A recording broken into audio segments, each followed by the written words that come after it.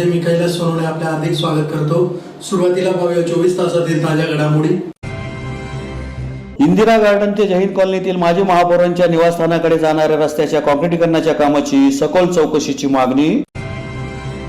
Kamlabai high school ते बापना शाळेपर्यंतच्या पादचारी पुलाचे लोकार्पण। थंडीचे प्रमाण वाढल्यामुळे सकाळच्या शाळेच्या वेळेत बदल करण्याची मागणी। काँग्रेस पक्षाच्या नाशिक विभागीय बैठकीचे 27 जानेवारी रोजी धुळ्यात आयोजन। भाजपतर्फे शहरातील विविध महाविद्यालयात नवमतदारांना जनजागृती। एक मूठ धान्य आणि 1 रुपया वितरणासाठी राबवण्यात आली मोहीम। आणि कृषी उत्पन्न बाजार समितीत फिल्टर प्लांटचे लोकार्पण व विविध विकास कामांचे भूमिपूजन। आता बातमीपत्र विस्ताराने।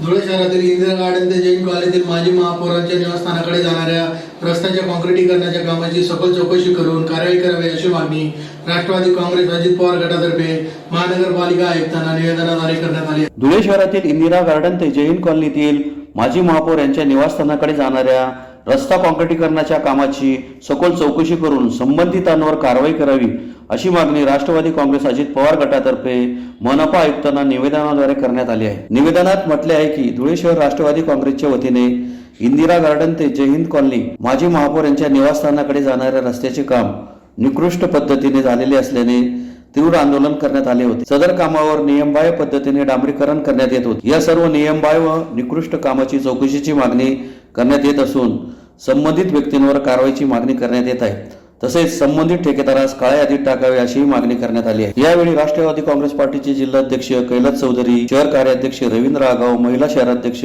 जया साळुंके, राजेंद्र चितोडकर, सुरेश ऐरे, समीर खान, जगन टाकटे, चेतन पाटील, संजय ऐरे, संजय जगताप, राहुल पोळ, आबाज नेतकर, मनोज शिरसाट, वंदना केदार, फरजाना शाह, संजय नेतकर, रणजित वाघ, आवेश खान, सोहेल काजी, आरिफ खाटिक, निखिल पाटील, नरेंद्र ऐरे, रियाज गांधी यांच्यासह कार्यकर्ते मोठ्या संख्येने उपस्थित होते।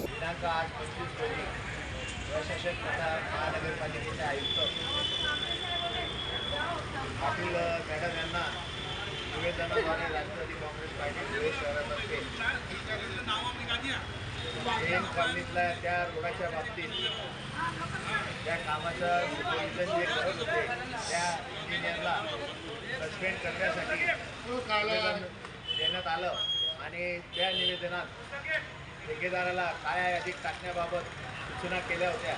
या सूचनांचा आयुक्त साहेब यांनी आदर राखत आश्वासन दिलं की लवकरच ओव्हरसिअर जो आहे याच्यावर निलंबनाची कारवाई होईल आणि ठेकेदाराला काळ्या यादीत टाकण्यात येईल। धुळे शहरातील मध्यवर्ती ठिकाणी असलेल्या कमलाबाई हायस्कूल ते बापना शाळेपर्यंतच्या पादचारी पुलाचा लोकार्पण सोहळा शहराचे आमदार फारुख शाह यांच्या हस्ते गुरुवारी संपन्न झाला। धुळे शहराच्या मध्यवर्ती ठिकाणी असलेल्या कमलाबाई हायस्कूल ते बापना शाळेपर्यंतच्या पादचारी पुलाचा लोकार्पण सोहळा शहराचे आमदार फारुख शाह यांच्या हस्ते गुरुवारी संपन्न झाला। शालेय कालावधीत Jijamata high school, Kamalabai girls high school आणि बापना शाळेचे विद्यार्थी आणि विद्यार्थिनींना रस्ता ओलांडताना कसरत करावी लागत होती। विद्यार्थिनींची संख्या मोठ्या प्रमाणात असल्याने वाहतुकीचा खोळंबा हा नेतेचीच बाब झाली होती। या संदर्भात Jijamata high school, Kamalabai girls high school आणि बापना शाळेच्या विद्यार्थिनींच्या पालकांनी आणि मुख्याध्यापकांनी आमदार फारुख शाह यांच्याकडे या ठिकाणी पादचारी पूल उभारण्यास यावा अशी मागणी केली होती। त्यानुसार आमदार स्थानिक विकास निधीतून सुमारे 80 लाख रुपये खर्चातून पादचारी पुलाची उभारणी करण्यात आली।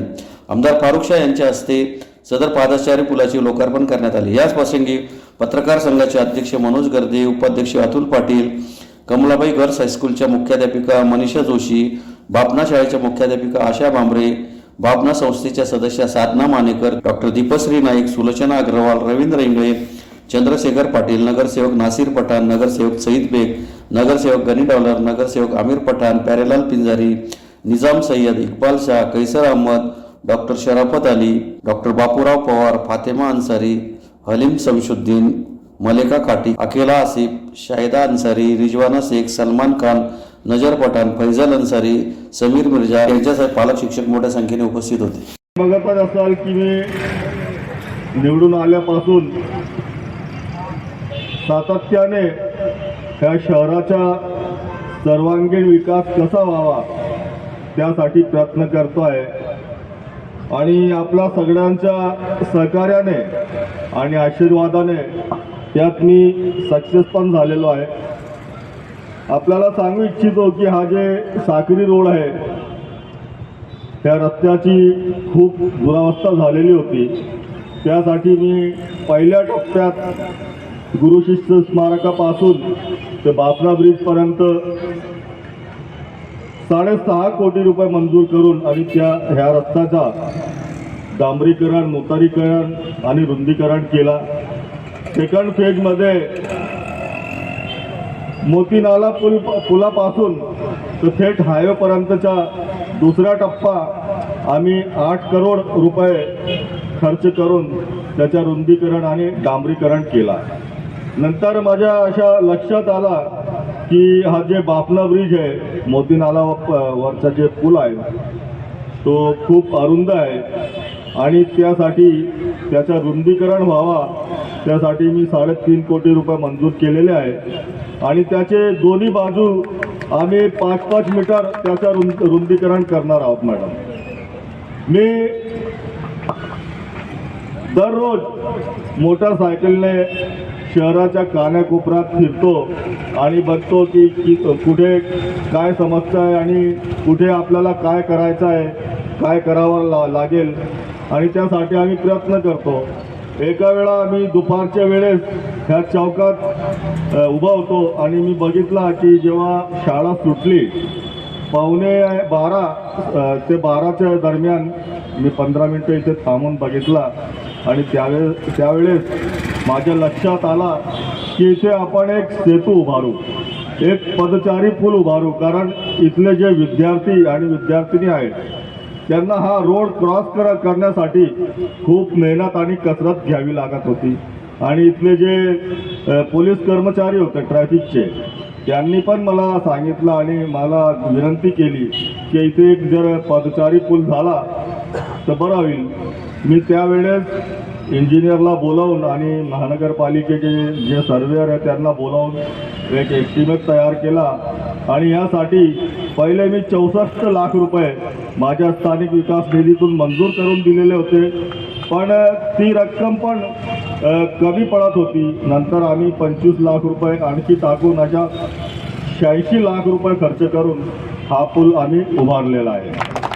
आणि आता मी आपले सगळ्यांचे आभार मानतो आणि आपल्या जे काही समस्या असेल, आता आमच्या मॅडमांनी काही समस्या मला सांगितल्या, आपले जे काही समस्या आहे आपण एक लेखी स्वरूपात मला द्या, ते पण पूर्णपणे सोडवण्याचा मी प्रयत्न करीन अशा आपल्याला ग्वाही देतो आणि इथेच थांबतो. धुळे शहरासह परिसरात थंडीचे प्रमाण वाढल्यामुळे सकाळच्या शाळेच्या वेळेत बदल करावा अशी मागणी धुळे महानगर युवा सेनेतर्फे जिल्हा परिषदेचे प्राथमिक शिक्षण अधिकारी यांना निवेदनाद्वारे करण्यात आले. धुळे शहरासह जिल्ह्यात थंडीचे प्रमाण वाढल्यामुळे सकाळच्या शाळेच्या वेळेत बदल करावा अशी मागणी धुळे महानगर युवा सेनेतर्फे जिल्हा परिषदेचे प्राथमिक शिक्षण अधिकारी यांना निवेदनाद्वारे करण्यात आली आहे. निवेदनात म्हटले आहे की सध्या राज्यासह धुळे शहरात थंडीचे प्रमाण वाढत आहे. धुळे शहराचे तापमान 10 अंश सेल्सिअसपेक्षा कमी झाले आहे. त्यामुळे मोठ्या प्रमाणात थंडी वाढल्याने सकाळी शाळेत जाणाऱ्या लहान मुलांना मोठ्या प्रमाणात थंडीचा त्रास होत आहे. बऱ्याच विद्यार्थ्यांची प्रकृती देखील खराब होत आहे, त्यांची आजारसंख्या देखील कमी होत आहे. सकाळ सत्राच्या शाळांच्या वेळेत बदल होण्याची विनंती आहे. वेळेत काही तासांचा बदल केल्यास अनेक लहान बालकांना तसेच पालकांना मोठ्या प्रमाणावर दिलासा मिळणार आहे. तसेच थंडीमुळे लहान बालकांच्या प्रकृतीला निर्माण झालेला धोका टाळता येईल. धुळे शहरात बरेच विद्यार्थी प्राथमिकपासून ते महाविद्यालयीन तरुणापर्यंत ग्रामीण भागातून शिक्षणासाठी दररोज येतात. एवढ्या कडाक्याच्या थंडीत एवढ्या भाल्या पहाटे कुठल्याही वाहनाने येणे म्हणजे कसोटीच आहे. पालक तर दुचाकीवरून पाल्यांना शाळेपर्यंत सोडायला येतात.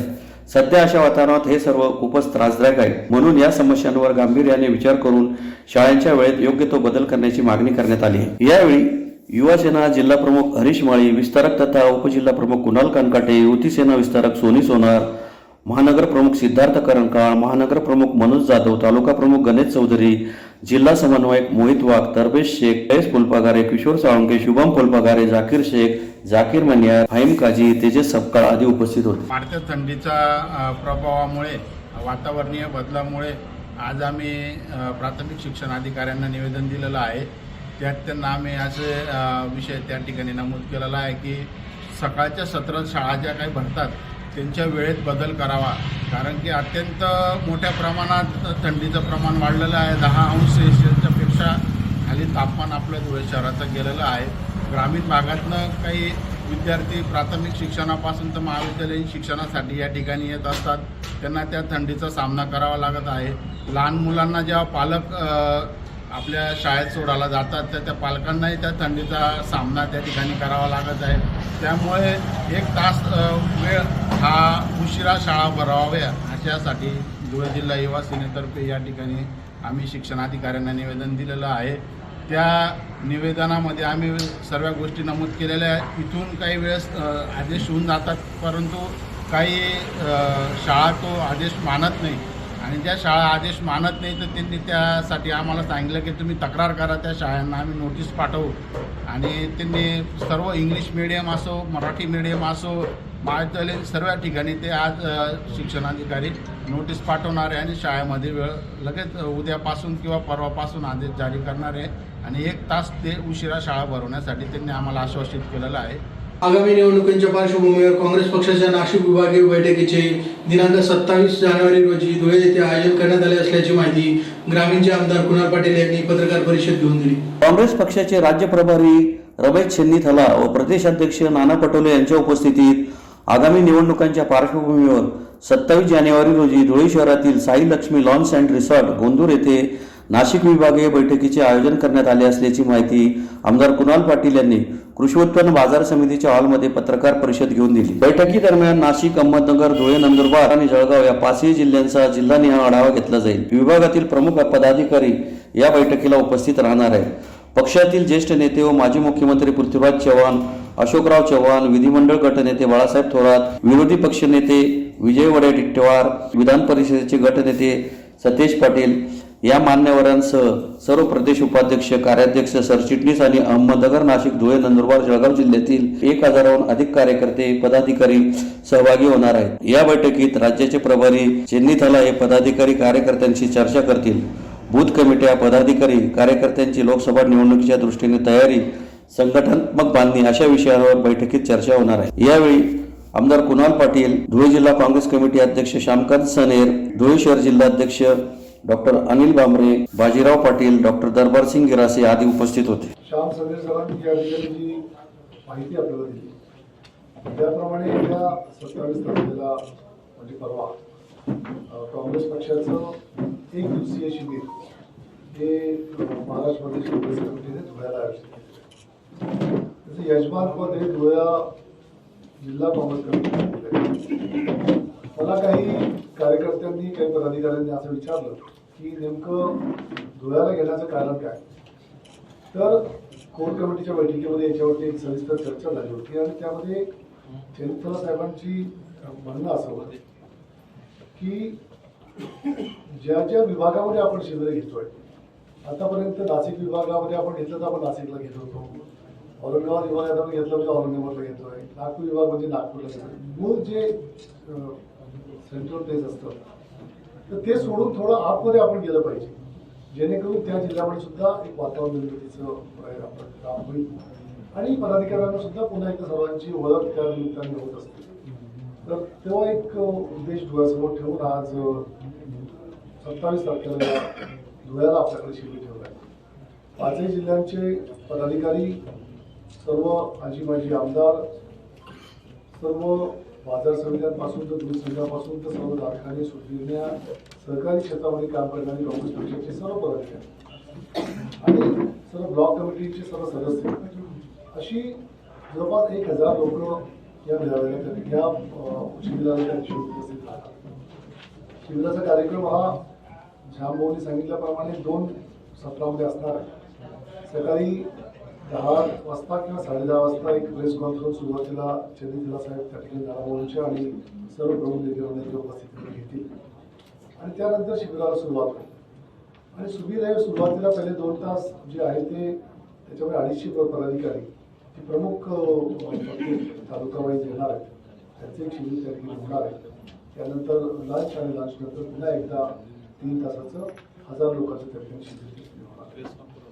मला असं वाटतं की आजची जी एकंदर देशातली आणि राज्यातली राजकीय परिस्थिती आपण बघतोय, या संपूर्ण परिस्थितीमध्ये काँग्रेस पक्ष हा पुन्हा एकदा अत्यंत ताकदीने त्या ठिकाणी उभा राहतोय. काँग्रेस पक्षाने विरोधी पक्षाची भूमिका या राज्यामध्ये आणि या देशामध्ये अत्यंत कणखरपणे बदलायचे काम केलेलं आहे.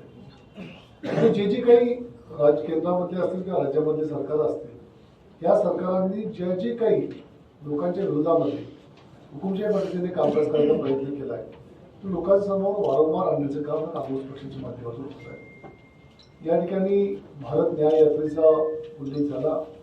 भारत जोडो यात्रेप्रमाणे आता भारत न्याय यात्रेला सुद्धा फार मोठ्या प्रमाणामध्ये प्रतिसाद प्रत्येक राज्यामध्ये मिळतोय।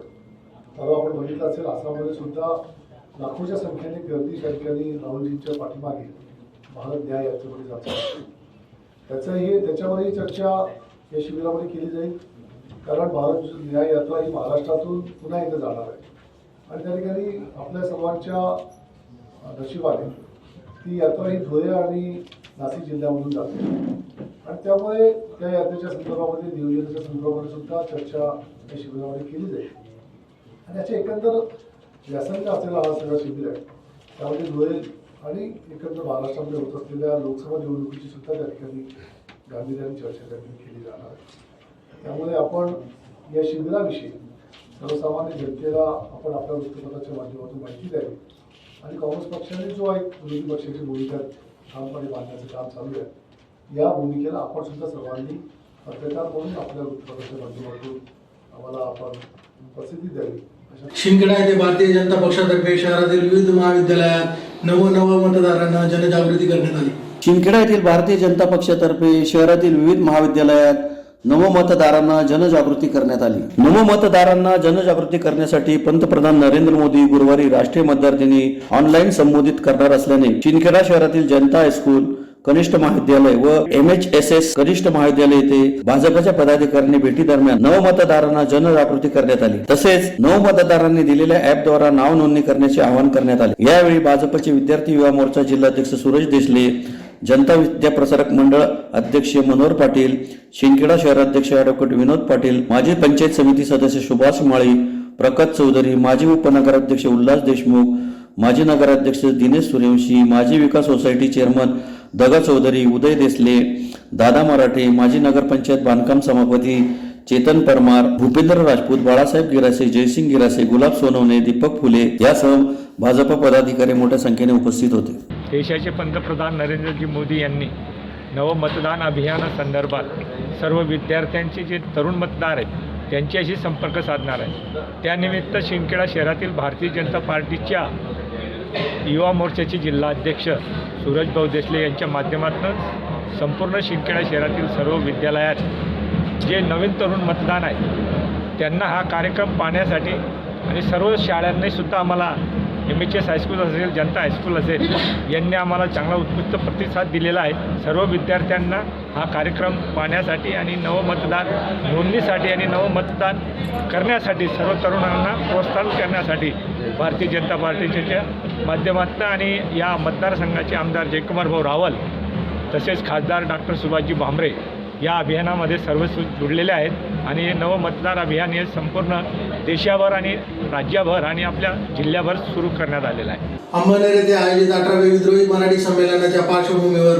धुळे शहरात छत्रपती शिवाजी महाराज स्मारक ते गांधी पुतळ्यापर्यंत 1 मूठ धान्य आणि 1 रुपया विद्रोहीसाठी ही मोहीम राबवण्यात आली। अंमळनेर येथे दिनांक 3 व 4 फेब्रुवारी रोजी आयोजित 18वे विद्रोही मराठी संमेलनाच्या पार्श्वभूमीवर समितीतर्फे 1 मूठ धान्य आणि 1 रुपया विद्रोहीसाठी ही मोहीम धुळे शहरात राबवण्यात आली। धुळे शहरातील मनोर चित्रपट गृहासमोरील छत्रपती शिवाजी महाराजांच्या स्मारकापासून सदर मोहिमेस प्रारंभ करण्यात आला। महात्मा गांधी पुतळ्यापर्यंत ही मोहीम राबवण्यात आली। महात्मा गांधी यांच्या पुतळ्यास पुष्पहार अर्पण करून मोहिमेचा समारोप करण्यात आला। या प्रसंगी अविनाश पाटील, मोहम्मद जैद, प्राध्यापक भगवान पाटील, डॉक्टर सदाशिव सूर्यवंशी, प्राध्यापक BA पाटील, सुरेखा नांद्रे, प्राध्यापक राम जाधव, गुलाबराव मोरे, रामकृष्ण शिंदे, प्रकाश सोनवणे, हिरामण ठाकरे, शांताराम पवार, सुरेश मोरे, रणजित शिंदे, अशोक नांद्रे, लीलाधर पाटील, सचिन सोनवणे, दत्तात्रय कल्याणकर, शकील अहमद, डॉक्टर राहुल आहेर आदी उपस्थित होते। विद्रोही मराठी साहित्य संमेलन जे अंमळनेर या ठिकाणी 3 आणि 4 फेब्रुवारी 2024 रोजी होऊ घातलेला आहे। त्या संमेलनासाठी स्वातंत्र्य, बंधुता, मानवतावादी दृष्टिकोन समोर ठेवून खऱ्या अर्थानं 1 मूठ धान्य आणि 1 रुपया हा माझा सहभाग असला पाहिजे, म्हणजे ते संमेलन माझं होईल या उद्देशाने जनमानसातून म्हणजे लोकवर्गणीच्या माध्यमातून या ठिकाणी हे निधी संकलनासाठी या ठिकाणी जी विचार रॅली काढण्यात आलेली होती की छत्रपती शिवाजी महाराजांच्या पुतळ्यापासून तर महात्मा गांधीजींच्या पुतळ्यापर्यंत ती रॅली संपन्न या ठिकाणी झालेली आहे. आणि या रॅलीमध्ये खऱ्या अर्थानं मानवतावादी दृष्टिकोनातनं जो संदेश लोकांपर्यंत पोहोचला पाहिजे, या ठिकाणी फक्त अर्थार्जन किंवा पैसा जमा करणं हा उद्देश नाही, तर संदेश दिला जावा लोकांपर्यंत. साहित्य नेमकं काय असतं ते वंचित, पीडित आणि एकूणच कष्टकऱ्यांचं, श्रमकऱ्यांचं साहित्य आणि त्या साहित्याचं हे संमेलन अंबरनेर या ठिकाणी येत्या 3-4 फेब्रुवारीला होणार आहे. आम्ही या विद्रोही साहित्य संमेलनासाठी सर्व साहित्यिक, साहित्य रसिक आणि त्यातल्या त्यात ज्यांना या देशामध्ये मानवता, बंधुता नांदावी असं वाटत असेल किंवा संविधान हे तुम्हा आपणा सर्वांचा जिव्हाळ्याचा एक विषय आहे, अशी असंख्य विषय या ठिकाणी वैचारिक परिसंवादांच्या माध्यमातून देखील या ठिकाणी चर्चिले जाणार आहेत. म्हणून सर्वांना आव्हान आहे, आपण या संमेलनाला यावं, संमेलनामध्ये सहभागी व्हावं आणि आपला सहभाग देखील 1 मूठ धान्य आणि 1 रुपयात या ठिकाणी देऊन आपला सहभाग देखील आपण नोंदवावा, असं सर्वांना या ठिकाणी आव्हान करण्यात येत आहे. धुळे येथील कृषी उत्पन्न बाजार समितीत फिल्टर प्लांटचे लोकार्पण तसेच गुरे बाजारातील 2 रस्त्यांचे काँक्रिटीकरण व भूमिगत गटारीच्या भूमिपूजनाचा कार्यक्रम आमदार कुणाल पाटील यांच्या हस्ते संपन्न झाला. धुळे येथील कृषी उत्पन्न बाजार समितीत फिल्टर प्लांटचा लोकार्पण सोहळा तसेच नवीन गुरे बाजारातील 2 काँक्रीट रस्ते व भूमिगत गटारीच्या कामाचा भूमिपूजनाचा सोहळा आमदार कुणाल पाटील यांच्या हस्ते गुरुवारी संपन्न झाला. आमदार कुणाल पाटील यांच्या नेतृत्वात कृषी उत्पन्न बाजार समितीत सत्ता काबीज करण्यात आली. निवडणुकीत दिलेल्या आश्वासन पूर्तीसाठी संचालक मंडळ प्रयत्न करीत आहे. त्या अंतर्गत शुद्ध पाण्यासाठी फिल्टर प्लांटचे लोकार्पण करीत नवीन गुरांच्या बाजारात 2 काँक्रीट रस्ते व भूमिगत गटारीच्या कामाचे भूमिपूजन आमदार कुणाल पाटील यांच्या हस्ते करण्यात आले. यावेळी आमदार कुणाल पाटील, कृषी उत्पन्न बाजार समितीचे सभापती बाजीराव पाटील, उपसभापती योगेश पाटील, गुलाबराव कोतेकर, भगवान गर्दे, डॉक्टर दरबारसिंग गिरासे, विजय चिंचोले, महादेव परदेशी, गंगाराम कोळेकर, कुंदन खरात यांच्यासह मार्केट कमिटीचे सदस्य व कर्मचारी मोठ्या संख्येने उपस्थित होते. समितीमध्ये विविध विकास कामांची भूमिपूजन आज या ठिकाणी चेअरमन, त्यांचे संचालक मंडळ आणि सर्व तालुक्यातील प्रमुख मंडळींच्या उपस्थितीमध्ये केलं. बऱ्याच दिवसांपासून बाजार समितीला एक नवीन कामांची आणि नवीन लुकची आवश्यकता होती, ज्याच्यामध्ये बऱ्याच ठिकाणी काँक्रिटीकरण करण्याची गरज आहे. या संपूर्ण बाजार समितीला भूमिगत गटारी करण्याची आवश्यकता आहे. फार मोठा गुरांचा बाजार आपल्या धुळे कृषी बाजार समितीने भरतो. या गुरांच्या बाजाराला सुद्धा अनेक सोयीसुविधा देण्याची आवश्यकता होती. हे सर्व करण्याचं काम आणि त्याचबरोबर जे शेतकरी या ठिकाणी येतात त्यांचा माल घेऊन, त्या सर्वांना अत्यंत स्वच्छ आरोचं पाणी देण्याकरता एक मोठा वॉटर फिल्टरचा प्लांट, अशा विविध कामांचं भूमिपूजन आज या ठिकाणी केलं आहे. मला असं वाटतं की बाजार समितीच्या निवडणुकीनंतर आता 4-5 महिने झाले आहेत, परंतु एक नियोजनबद्ध पद्धतीने या संपूर्ण बाजार समितीमध्ये विकास झाला पाहिजे आणि या बाजार समितीचा कायापालट करून आपण या बाजार समितीमध्ये एक चांगलं शेतकऱ्यांना वातावरण निर्माण केलं पाहिजे, याकरता हे संपूर्ण संचालक मंडळ काम करत आहे. त्यामुळे मला अत्यंत आनंद वाटतोय की आज या कामाला सुरुवात झाली. पुन्हा एक नजर ठळक घडामोडींवर. इंदिरा गार्डन ते जैन कॉलनीतील माजी महापौरांच्या निवासस्थानाकडे जाणाऱ्या रस्त्याच्या काँक्रिटीकरणाच्या कामाची सखोल चौकशीची मागणी. कमलाबाई हायस्कूल ते बापना शाळेपर्यंतच्या पादचारी पुलाचे लोकार्पण. थंडीचे प्रमाण वाढल्यामुळे सकाळच्या शाळेच्या वेळेत बदल करण्याची मागणी. काँग्रेस पक्षाच्या नाशिक विभागीय बैठकीचे 27 जानेवारी रोजी धुळ्यात आयोजन. भाजपतर्फे शहरातील विविध महाविद्यालयात नवमतदारांना जनजागृती. 1 मूठ धान्य आणि 1 रुपया विद्रोहीसाठी राबविण्यात आली मोहीम. आणि कृषी उत्पन्न बाजार समितीत फिल्टर प्लांटचे लोकार्पण व विविध विकास कामांचे भूमिपूजन. याचबरोबर श्रीराम टाइम न्यूजचे बातमीपत्र संपले. दिवसभरातील ताज्या घडामोडींसाठी पाहत राहा श्रीराम टाइम न्यूज. भेटूया पुढील प्रसारणात. तोपर्यंत नमस्कार.